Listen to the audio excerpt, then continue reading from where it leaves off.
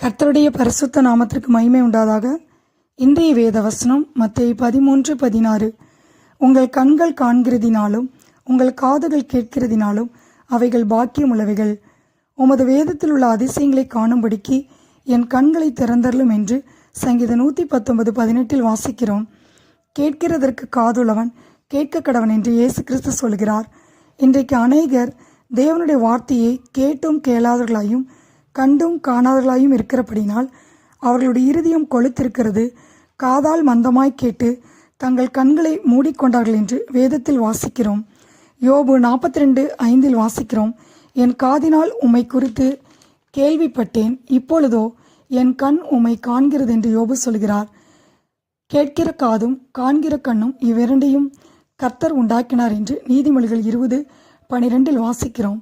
கர்த்தருடைய வார்த்தைக்கு நாம் காதை அடைத்து கொள்ளக்கூடாது. நம்முடைய காது கர்த்தருடைய வார்த்தையை கேட்க வேண்டும். தம்முடைய வல்லமையின் மகா மேன்மையான மகத்துவம் இன்னதென்றும் நீங்கள் அறியும்படிக்கு அவர் உங்களுக்கு பிரகாசமுள்ள மனக்கண்களை கொடுக்க வேண்டும் என்று வேண்டிக் கொள்கிறேன் என்று பவுல் சொல்லுகிறதை பார்க்கிறோம். கண்களின் ஒளி இருதயத்தை பூரிப்பாக்கும். அவர் நமக்கு பிரகாசமுள்ள மனக்கண்களை கொடுத்திருக்கிறார். நீதிமொழிகள் 15:31 வாசிக்கிறோம். ஜீவனுக்கு ஏதுவான கடிந்து கொள்ளுதலை ஏற்றுக்கொள்ளும் காது ஞானிகளிடத்தை தங்கும். நீதிமொழிகள் 15:32 வாசிக்கிறோம். கடிந்து கொள்ளுதலை கேட்கிறவனோ நாணமடைவான் என்று.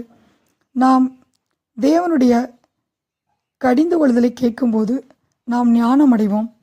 தேவனுடைய வார்த்தையை அநேகர் கேட்பார்கள், ஆனால் உணர மாட்டார்கள். தேவனுடைய வார்த்தையை கண்டும் பாராதிருப்பார்கள். நாம் காணவும் கேட்கவும் இருக்கும்போது நாம் பாக்கியவான்களாக இருக்கிறோம்.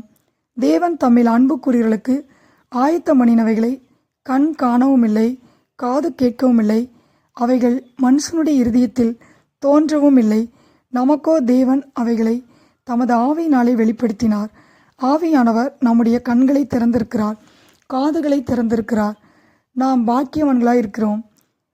கேட்கிறதை மறக்கிறவனாயிராமல் அதற்கேற்ற கிரியை செய்கிறவனாய் இருந்து தன் செய்கையில் பாக்கியவானாய் இருப்பான் என்று யாக்கோப்பு 1:25 வாசிக்கிறோம்.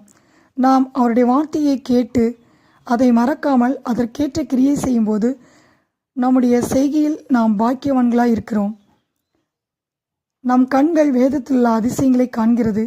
நம் காதுகள் அவருடைய வார்த்தையை கேட்கிறது. லூக்கா 24:30-31 வாசிக்கிறோம்.